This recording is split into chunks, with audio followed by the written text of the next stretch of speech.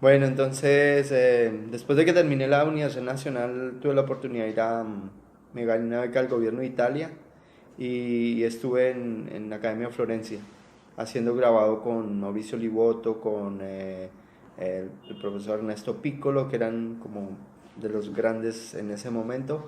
Y también hice la escuela de grabado del Bisonte que la fundó la señora Guaita en Florencia hace muchos años. En el Bisonte trabajó Rufino Tamayo, trabajó Roberto Mata, hizo carpetas con ella, José Luis Cuevas, Henry Moore, los grabados que hizo, los hizo allá también. Eh, la escuela estaba fundada muchísimo en uno de los grabadores más importantes como profesor y como escuela, que es Rodolfo Margheri. En el mitad del siglo XX, Rodolfo Margheri era como la figura más importante académico, enseñante del grado en Italia. Eh, entonces, bueno, pues sigo vinculado como al grabado y estuve trabajando en Colombia unos años. Tenía Pero ahí, mi ¿quién te taller de envió a grabado. Florencia? ¿A Giangrandi?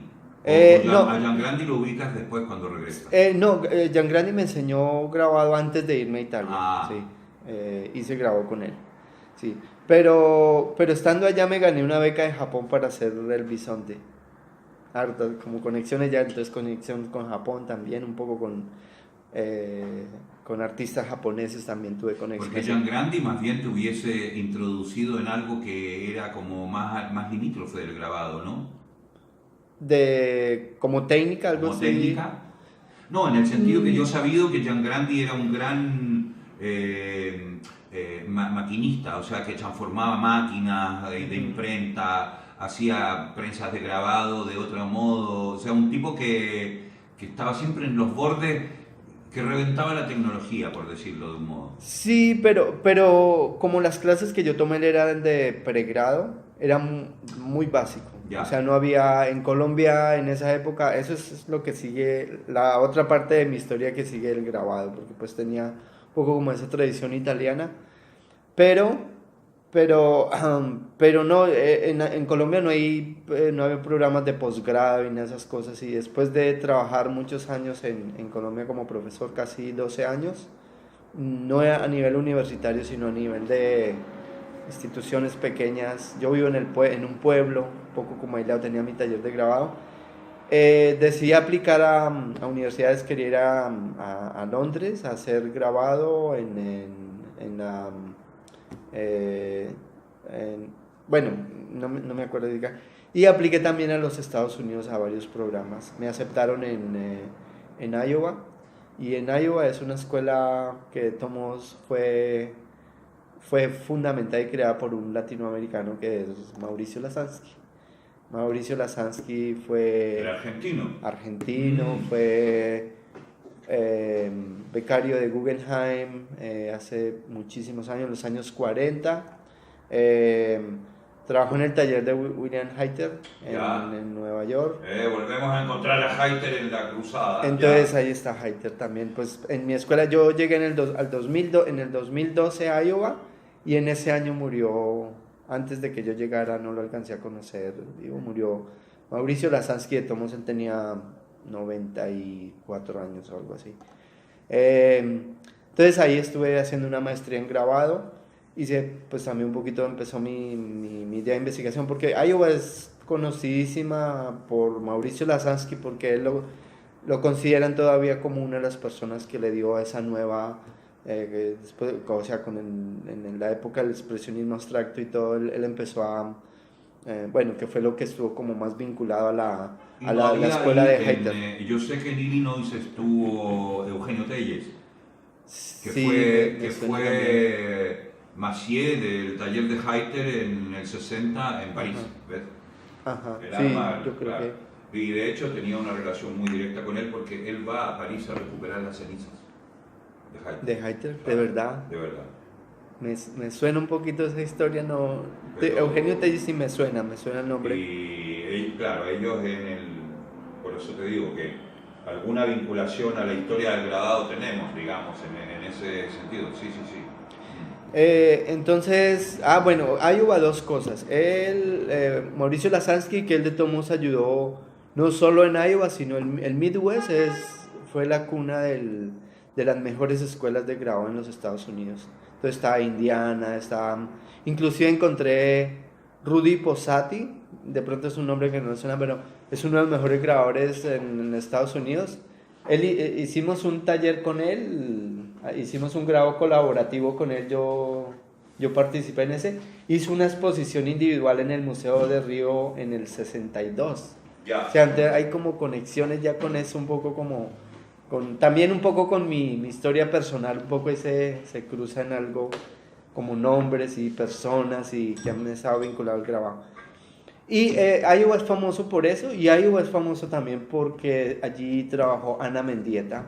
Ya, claro, bueno. La escuela de... El mito, ya Sí, todo tenemos. está todo ahí, pero está, pues es parte, o sea, es parte, digamos, de la historia de Iowa.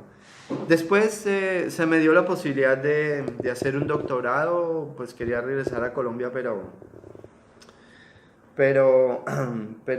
pues vi la posibilidad, se financia un doctorado allá, me dan el dinero para viajes, ahora pues me patrocinan estos viajes y tenía pues además de eso y más que sobre todo eso, la oportunidad de tratar de ver estas historias de la gente que trabajó en grabado, de mis profesores, de la gente que conocí ¿Y por y qué de te tratar de interesa estructurar. el grabado chileno? ¿Dónde entra tu interés por el asunto chileno? Yo creo o sea, conocí un poquito Taller 99, un poquito ahí, Nemesio Antunes, la obra de Mata me encanta, en gráfica, o sea, ahora es un poquito diferente, pero mi acercamiento pero Mata fue por muchos años uno de mis... Inclusive yo le cuento otra historia de mi historia personal, cómo se mezcla. Yo le hice una carta a Roberto Mata 2 semanas antes de que él muriera. Yo vivía en Italia, en Florencia, y él vivía en Tarquinia, donde tenía un castillo. Le hice una carta a él porque me comuniqué con la alcaldía de Tarquinia y me dijeron, si usted le escribe directamente a él, mándele una carta, pero no funcionaba el internet y entonces le mandé una carta, estaba esperando la respuesta y apareció pues él hizo muchas cosas en Florencia. Hay una galería en Florencia, no me acuerdo el nombre, que le manejaba mucho la obra de Roberto Mata y pues la escuela mía de grabado y todas esas cosas. Entonces, un poco desde ahí, las carpetas que hizo Mata, Eduardo Serrano, colombiano crítico, Totalmente tiene sí. carpetas de Roberto Mata y me las mostraba. Y de tomos porque, o sea, siempre en mi inconsciente y todo he tenido que Chile fue muy bueno para la gráfica, pues al lado de Argentina un poco. eh, y las bienales conocí un poquito de las bienales, de todas esas cosas.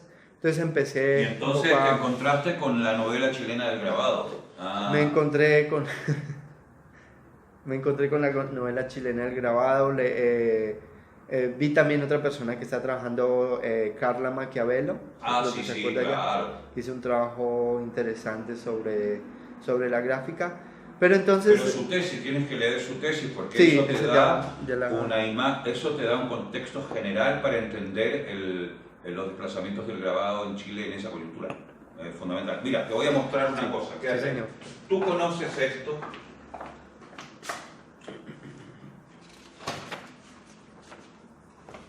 Mira. No. Este lo pedí hoy en el CEDOC. Creo que ¿Este mismo libro? Creo. Es por usted, ¿cierto? Usted tiene texto aquí. No. Esta es una edición de Dearborn. Ajá, es Oh. 29 de 45. Esto es una edición de grabado hecha Ajá. en fotocopia en el año 81 y se llama Fallo fotográfico. Oh, qué bien. Permítame.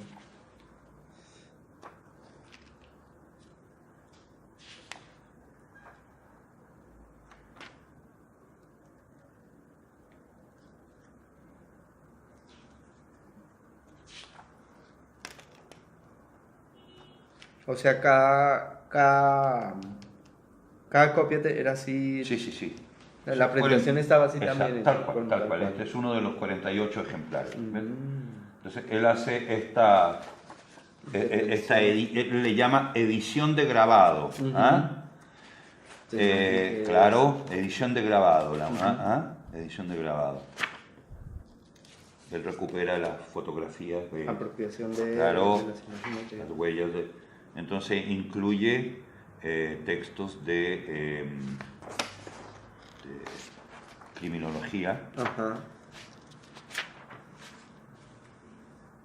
La Pietà, bueno, son todos sus referentes, y firmado.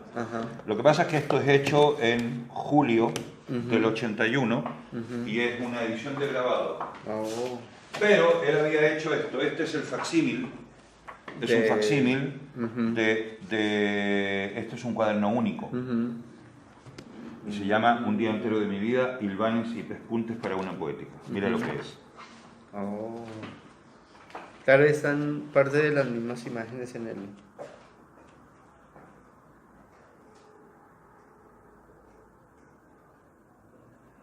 Entonces, ahí. ¿Por qué se llama Un día entero de mi vida? Porque es un relato un relato del Reader Digest, que es como el lugar donde se va, es como objeto literario encontrado. Entonces es una mamá, ahí está relatado, dice, ve al hijo que tiene toda la camisa sucia al final del día y le dice, ¿pero qué has hecho de tu camisa? Y el niño se mira la camisa con dice, el fango adherido y el tizne habituales del juego y dice, mamá, le dice, es un día entero de mi vida.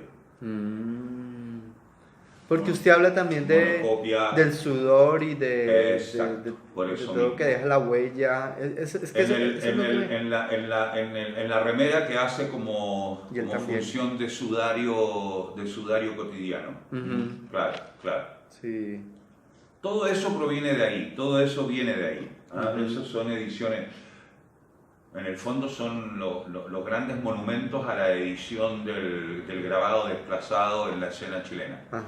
Sin embargo, lo que te puede ayudar más que la novela chilena del grabado, que ya te da un marco, es el texto que estoy haciendo para el libro sobre Bitcoin que estoy a punto de publicar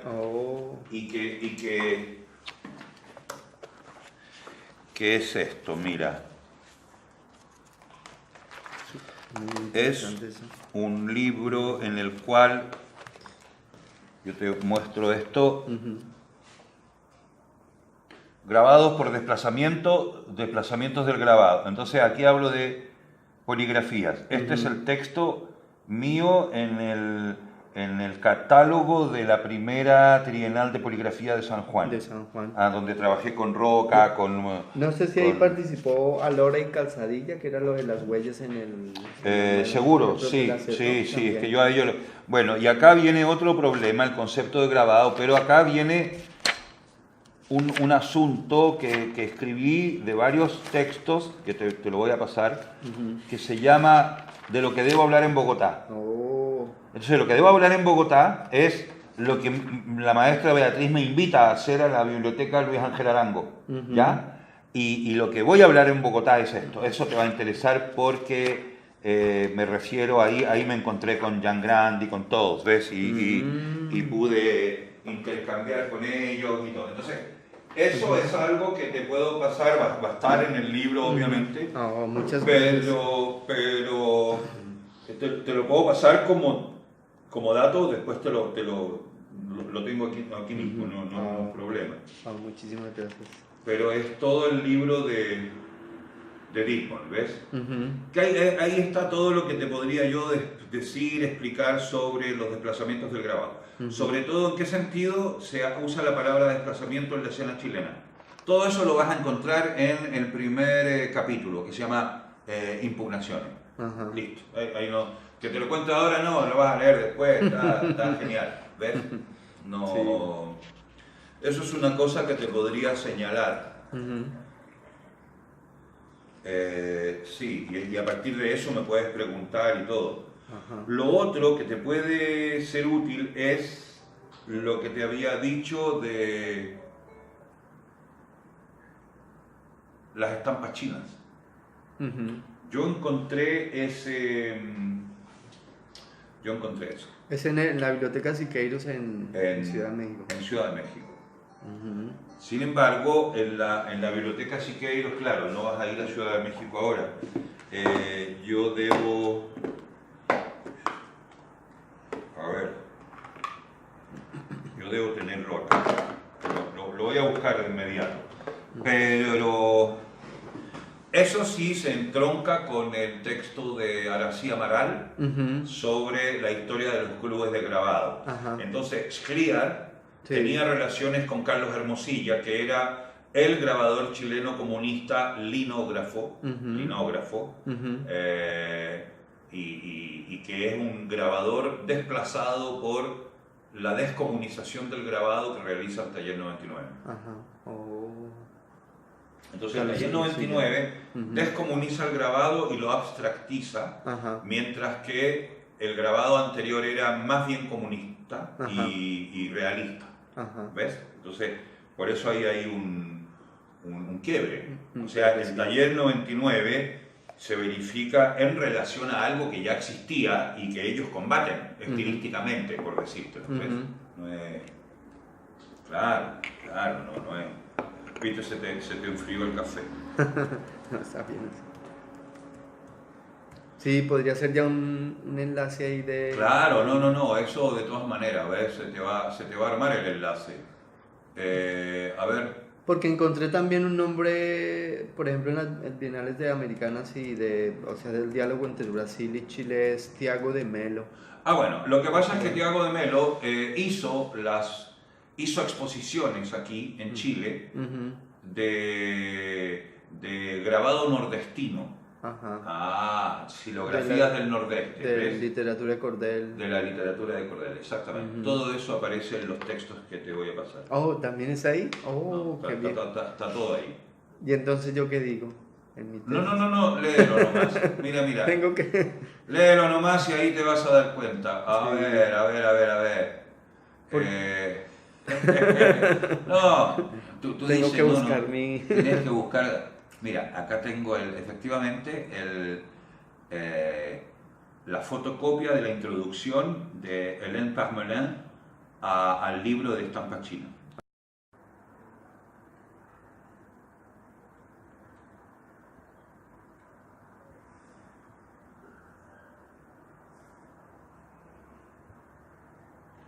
Ese texto es de Carlos Navarrete. Yo creo que es posible pedírselo a él, Ujú. al propio. ¿No has visto a Eduardo Vilches? No, ¿Cuántos días te quedas acá? le escribí 2 veces, pero no me Nada. contestó. Ah. Me dio el contacto María del Pilar del Piano. María del Piano. Ella escribió un texto sobre Vilches era una revista de ensayos críticos de gente joven. Ahí está también Carla Maquiavelo, escribió algo Perfecto, sobre... ya. Pero no me respondió. Quisiera, por lo menos, un poco... ¿Será que hay alguna posibilidad que lo...? ¿Y hasta cuándo te quedas acá? Estoy hasta el 23, o sea, toda la otra semana. Ya, perfecto, Sí. bueno. No, sí, yo creo que puedo conseguir uno. Oh, muchas gracias. Ese se llama Zorro Eduardo Vilches. Habría que ir al Museo de Bellas Artes y conseguir allí una copia y te sacas una fotocopia del texto por último. De este. No de ese, sino del otro. Sí, el catálogo catálogo. del 96. Sí. Pues yo creo que estaba en los materiales que me prestó. Me dejó ver Pedro Montes, me dejó ver... No sé si unas estaba cosas. ese, ¿sí? Uno negro de tapa negra. Tal vez sí, pues que no tiene muchas páginas, ¿cierto? Como Claro, 20. De pronto sí, claro que porque este lo publicó. Es que...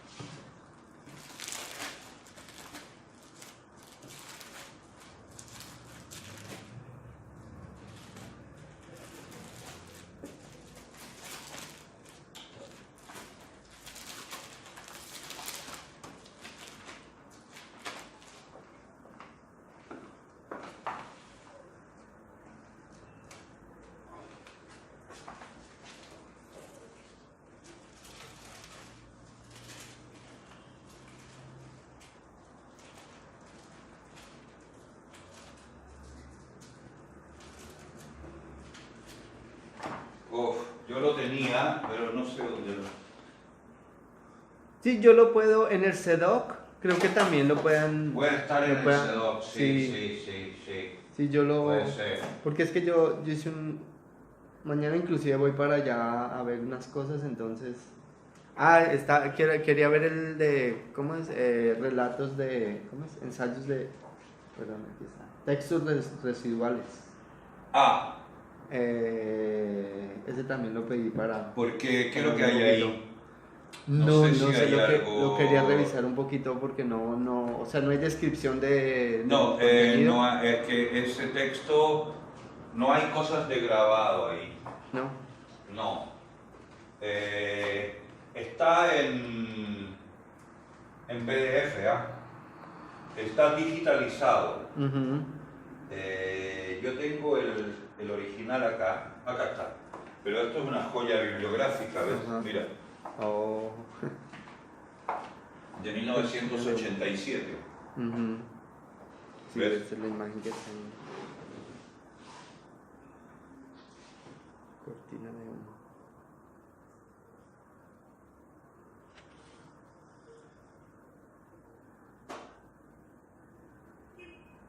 No, eso no te va a servir tanto sobre grabado. Más de lo que te he indicado de Deadborn, ahí está, de verdad que están los datos. Si quieres te puedes abstener de la lectura de Deadborn y entrar directamente en desplazamientos del grabado y vas a tener ahí un panorama general de lo que eso significa. Eso es un poco lo que te puedo decir, sí. Muchas gracias.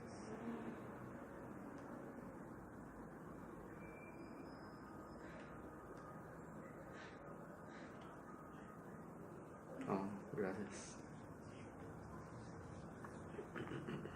Yo creo que voy a tratar de conseguir uno de Vilches, eso te puede servir a ti. Y en ese texto sobre grabado, como te digo, de desplazamientos, hago mención a la experiencia que hicimos en Curitiba y luego a la poligráfica a la poligráfica de San Juan. Ahí, y lo que te digo fui a hacer en Bogotá. Entonces en Bogotá lo que hice fue hablar de grabado, desplazado, y ahí explico el asunto. ¿Y a quién considera usted en Colombia que haya, digamos, en algún sentido trabajado ese sentido del grabado desplazado? ¿Usted vio a alguien que... O sea, no, en términos de grabado quizás no, más bien Gian Grandi y gente que más bien tiene un sentido gráfico, pero que desplazan el dibujo o entran en la objetualidad, sobre todo gente que invitó José Ignacio Roca a la poligráfica, a la primera tentativa de la poligráfica en San Juan. Entonces era Antonio Caro, había cosas de Barrios, Álvaro Barrios y Antonio Caro, yo diría. Sí. Beatriz González un poco lo que pasa es que yo la veo más como artista global, como pintora, las heliografías y eso. Sí. Podríamos considerar que esos trabajos sobre esmalte son más bien trabajos de grabado y desplazamientos del grabado más que pintura, ¿ves? Y lo que me gustaba de ella era siempre sus trabajos sobre serigrafía. Yo hice un ensayo para ella en la última exposición que hizo en el Museo de Arte Moderno de Medellín, hace unos cuantos años, y aparece en un video que te puedo enviar o que puede aparecer. Creo que lo vi en el Museo de Arte Moderno de Medellín, y hablo de eso, hablo de ella. Yo vi un pedazo, creo, sí. Y tengo el texto sobre ella que se llama, qué sé yo, ya ni me acuerdo, pintura crítica o algo así. Puede que lo tenga aquí. A ver, pongo en mi propio archivo de disco duro, ¿ves?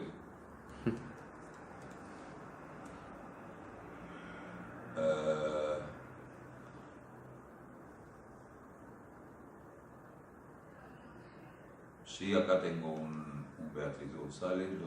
Es que trabajé sobre los suicidas del Cisga. Sí. Y... Claro. Estábamos...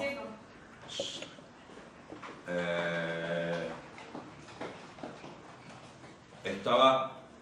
A ver, Beatriz González, otro más. Los suicidios del Cisga.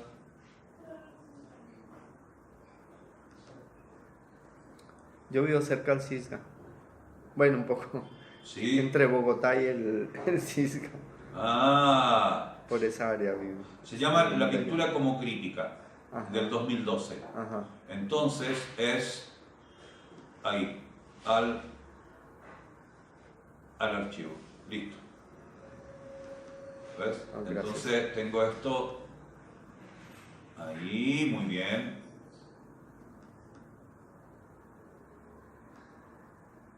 Y el Cisga es el... El Cisga es una represa. Una represa, sí, claro. Que tiene, pues de todo modo es que es frío. Quien se cae ahí se muere por hipotermia. Por hipotermia, exacto, hipotermia. Claro. Ah, ¿ves? Ahí estamos. Mira, las estampas chinas te va a servir, pero eso en relación a lo otro. Lo de Beatriz González te lo pasé y los desplazamientos del grabado. Sí, yo creo que con eso, si le pegas una mirada en estos días, nos podemos volver a encontrar en la próxima semana. Y así me habrás dado tiempo a ver si te consigo un libro sobre Vilches. Ajá. Un libro de Vilches. Muchas gracias. Sí. Y con relación, por ejemplo, o sea, que parte de mi investigación es tratar de vincular estos tres países de alguna forma, o sea, pensando un poquito en la idea de los circuitos intelectuales o circuitos artísticos, muy precarios, pero digamos que estaban de tomo, yo creo que en algún momento alguien, no sé, Federico Moraes o los críticos también que se estaban como ya moviendo un poco más para trabajar con otra gente y todo. En ese sentido, ¿usted ve que el grabado posibilita un poquito como ese, por su multiplicidad, por la forma de diseminación? No. Con Colombia no mucho. Con Colombia o sea que lo que ocurre es que esto se hace a través de personas en concreto. Ajá. Marta Traba se preocupó del arte chileno, pero solo del sector vinculado a Nemesio Antunes. Ajá. Y por ese lado tuvo una mirada, pero no al grabado en términos estrictos, sino a Antunes, y creo que escribió algo de Osañartu. Ajá. ¿Ves? Si vamos a entrar en esa relación, yo creo que ella tenía un conocimiento de Osañartu y Antunes. Ajá. Bien. Sí. Pero posterior a eso no creo que haya habido relaciones, porque las 4 bienales del grabado que organizó Antunes en el Museo de Bellas Artes no tenían tanta relación con Colombia, por lo que he visto. Sí hubo colombianos participando, pero no fue... pero eso no significa mucho más allá de eso. Claro. Por ejemplo, el hecho de que yo tenga relación de trabajo con Beatriz González, que haya conocido a Alberto Sierra, que haya conocido a Serrano en las Bienales del Mercosur, que haya conocido a Óscar Muñoz y a Barrio y a todo. O sea, quizás hasta me habilita a mí mucho más como un mediador y transmisor de información sobre la escena colombiana, tanto de la serigrafía como de la serigrafía política en relación a la tradición del taller Cuatro Rojo y Gian Grandi. Es decir, que el único que ha hablado de eso acá prácticamente he sido yo. Sí. Dittborn también conocía. Ya. Eso permitió que estableciéramos relaciones con gente de Uruguay que conocía al taller Cuatro Rojo, y eso permitió que en la Trienal de Chile Gabriel Pelufo organizara una exposición de gráfica, entre otras cosas, la relación entre imagen, texto y gráfica y documentos de época, y él lo publicó, trajo obras del Cuatro Rojo, efectivamente. Yo después me conecté a propósito del taller Cuatro Rojo con Graciela Carnevale de Rosario, eso le iba a preguntar. Ella tiene reproducciones. De manera que la información sobre Cuatro Rojo es muy posterior. Es cercana al año 2000. 2000, sí. Acá. Y conocemos y logramos incorporar todo eso, pero no tuvo una eficacia en el momento mismo de su ocurrencia. Es así como ocurre también en la historia del arte. Pero sí, ha circulado gracias a a la inquietud, estos contactos y luego nuestra preocupación con Curitiba y toda la erudición sobre grabado desplazado que hemos tenido con los brasileros a partir de nuestro trabajo con Ivo Mesquita y con Paulo Ergenhoff. Sí. Eso es. Por lo tanto, a través de Paulo, claro, conocemos los grabados inuit, pero también los grabados de Luis Bourgeois y los grabados de la Guerra del Paraguay. En fin, entonces entra todo ahí en ese movimiento de información gracias a la muestra de Curitiba, que ha sido muy importante. Sí. Y entonces, en lateral a esta muestra de Curitiba, yo adquiero conocimiento de Cuatro Rojo y todo, en fin. Pero, solo hasta ese momento.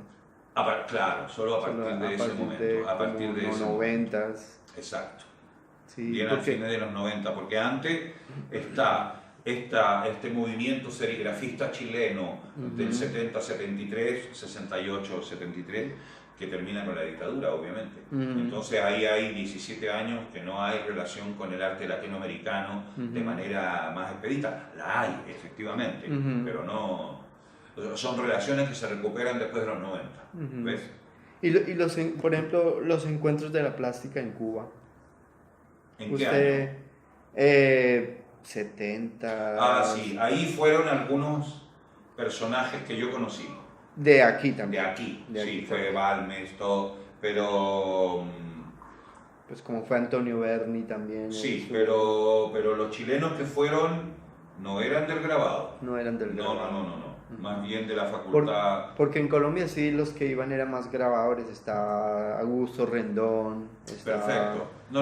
Acá los grabadores fueron un poco marginados por los pintores y por los grabadores, o por los serigrafistas más bien, o gente de pintura que hacía serigrafía. Entonces, en el fondo, los grabadores más vinculados al grabado popular de comunista o al taller 99 no entraban en las relaciones propias de la Facultad de Arte de la Universidad de Chile, que tenía la hegemonía del contacto con Cuba. Sí. Elementos políticos entre medio que son muy interesantes. Claro, porque ahí es... Porque sí, los colombianos iban a esto y parecía que los talleres de gráfica que organizaban allá y de la idea del póster en Cuba pues es muy fuerte. Sí, la relación eso ya se estableció en Chile a partir del 68-69 con gente que fue directamente a Cuba y que trajo la experiencia del afiche cubano, del cine cubano, y con eso hizo aquí un negocio y se armó una industria de serigrafía muy graciosa, que hizo ganar mucha plata a los dos artistas que la instalaron, y pudimos tener una iconografía asociada al pop de carácter comercial, muy vinculada a la Revolución de las Flores, al New Love y todo. En los años 68-69. ¿No tiene nada que ver con el Taller del Sol? No es así, no. Es otra cosa diferente. El Taller Sol, ya sé a lo que te refieres. El Taller Sol es otra historia, es durante la dictadura, es un poco antes, tiene que ver con la Asociación de Plásticos Jóvenes, es otra historia, es una historia clandestina, es una historia que tiene su importancia y es muy interesante, pero no tendría que ver con eso. Es más bien clandestina, es más bien no académica. no académica, es más militante, es mucho más minoritaria en cierto sentido, no diré marginal, más minoritaria, en el sentido que, qué sé yo, son gestos casi más próximos al conceptualismo, pero que también tiene un bagaje de intervención urbana muy incipiente, ¿sí? Tiene de todo eso. Hay un libro que fue editado sobre eso, no sé. Sí, ese lo tengo, de Javiera Mansi. No sé si es una chica. Sí, son dos. Ella, Javiera, y yo entrevisté a Javiera el año pasado que estuve aquí. Ya. Hablé con ella y visité a Antonio Cadima, que fue... Él todavía tiene el taller en Yungay. Ah, ya. Sí, pero eso, cuidado, eso tiene que ver con un grabado totalmente militante, es otra historia. Sí, es otra historia. Sí. Solo... No digo que no es interesante ni que tenga su importancia, sino que es otra historia. Es otro. Sí, yo lo entendía mismo así, pero quería un poquito ver a eso. Porque, por ejemplo, en Brasil también está lo mismo, el taller del Museo de Arte Moderno de Río fue creado como alternativa a la Escuela de Bellas Artes, porque no, o sea, para darle acceso a quien quisiera aprender grabado, como, y hubo gente que tomó todos los cursos. Pues yo estaba viendo ahora los archivos, estaba viendo como quienes participaban, nombres pues que quedaron. Está Anabela Geiger. Anabela Geiger, sí. Claro que sí, claro.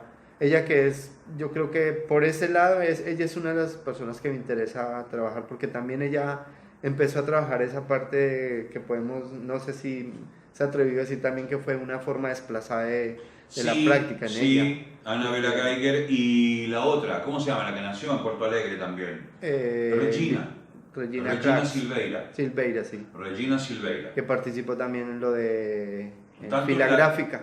En la Trienal de Poligrafía, sí, y luego estaba en Curitiba también. Y en filagráfica, se conoce también la de filagráfica. La de Filadelfia con Roca, por supuesto.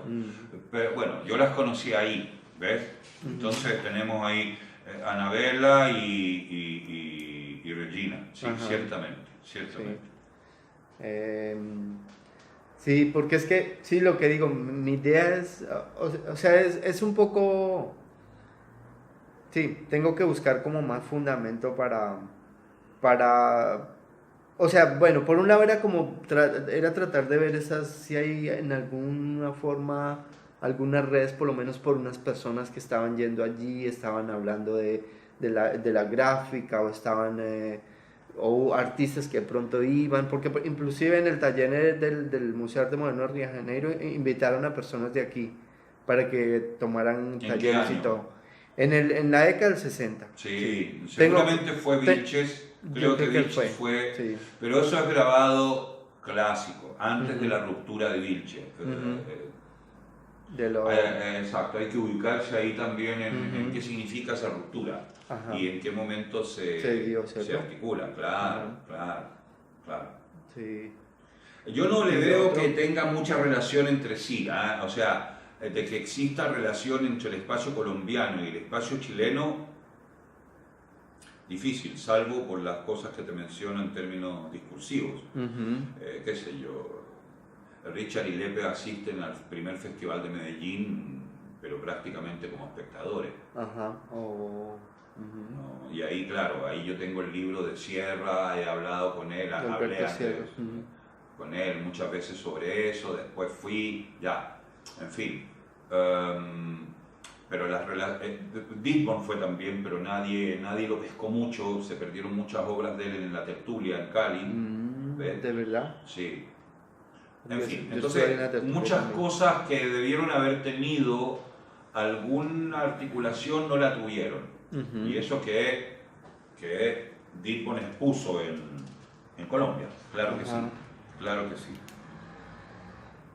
Y con el espacio brasilero, bueno, no hemos tenido ninguna posteriormente. Ni con el espacio plástico argentino, tampoco. Nada. Salvo por el conocimiento que ellos tienen muy precario de la obra de Dilthorn. Ajá. Ellos toman, los críticos argentinos de la academia toman en general así como la escena de avanzada y con eso resuelven todo. Ajá. O aplican al espacio chileno el método que les permitió validar Tucumán Arde. Bueno, yo no hago historiografía así. Entonces creo que vas a tener una gran dificultad porque efectivamente no hay muchas relaciones. Fuera de lo que yo te puedo contar de por qué nos interesó el trabajo de Beatriz y por qué uno dice, cuando ella me muestra su trabajo en la reforma del guión del Museo Histórico, me cuenta esta pequeña anécdota sobre un grabador que se estalla la guerra de los 1000 días, toma un morral, se va a la escuela, toma 3 piedras litográficas, betún y se manda a cambiar a la guerra. Y en la guerra lleva un cuadernillo. Y Beatriz descubre ese cuadernillo en el escritorio de una persona que llevaba 40 años en el museo y nadie había dicho nunca nada. Y ella lo que hizo fue hacer una edición facsimilar. Toda esa historia pequeña está en el ensayo que escribí sobre la pintura como crítica. Ahí está el nombre del grabador. El nombre de todo eso. Y creo que en el video que hablo también menciono ahí. Entonces es como un pequeño incidente que uno dice como un grabador de combate, porque este colombiano que sufre la guerra de los 1000 días llega no solamente a dibujar los distintos momentos de los soldados esperando la batalla, sino que también dibuja los billetes que imprime el bando liberal, creo, no sé. Está buena esa. Está bien. Está buena. Sí, súper. Tengo que ver el nombre. José Pero María, todo eso ¿sería está... José María Espinosa? ¿No le suena ese nombre? No, no es el no. Porque él es pintor de fin de siglo, pero... No, yo busco el nombre para... Sí, pues... O sea, es que de todos modos en mi tesis puedo decir que hubo o que no hubo. Y lo mismo lo que usted de pronto me dice, porque, o sea, es una posibilidad, ¿no? De todos modos es una... En el fondo que hubo una relación entre cuando estuvo Tiago de Melo acá en el 60 al 70, hubo. Hubo algo, sí. Se corta. Y después lo que hay es más bien con Nueva York, Kamnitzer. Con y Liliana Portes. Sí, y Guillermo Castillo, ¿cierto? Exacto. Los del Graphic Workshop. El del Graphic Workshop, exacto. Pero tampoco, sino que a través del taller de Vilches, durante la dictadura, en los cursos de la Universidad Católica en el año fines de los 80. No, a comienzos de los 80. Comienzos de los 80. Que conoce el texto de Kamnitzer y etcétera, ¿cierto? Sí. Y lo que pasa es que Kamnitzer había expuesto en el 69 en el Museo de Bellas Artes, invitado por Antunes. Y ahí lo que él expuso fueron unas fotocopias de las portadas del periódico de ese día que hacían alusión a una masacre de pobladores en el sur de Chile. Y él concibe la noticia de ese día en fotocopias como edición de grabado. 1969. Un poco el uso de la fotocopia ahí. Exacto. Sí. Pero todo eso está en los textos. Sí, pero sabe un poquito esa, o sea, de Kamnitzer con Vilches. Sí, el texto de sí. Estuve hablando con Mario Soro. Sí. Sí, me contaba un poquito de eso. Sí, de todos modos, pues también leyendo. Sí, el texto que le decía de María del Piano. Ella es profesora de la Universidad de Chile. Me voy a encontrar con pero ella. Es mucho más joven, que Soro y todo. Ella seguramente reproduce lo que Soro o Vilches ya le han contado. No es... Yo creo, sí. Habla sobre todo es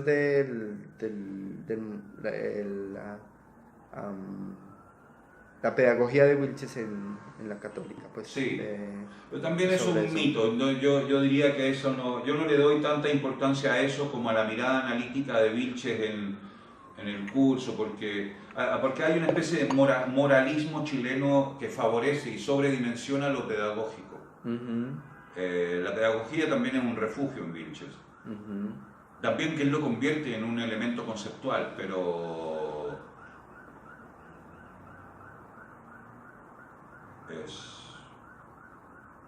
es un terreno subordinado a, no sé, hay que comer, hay que trabajar. Sobrevivir, Sí, sí. Y en condiciones institucionales también bastante complejas de repente. Sí, bueno, eso.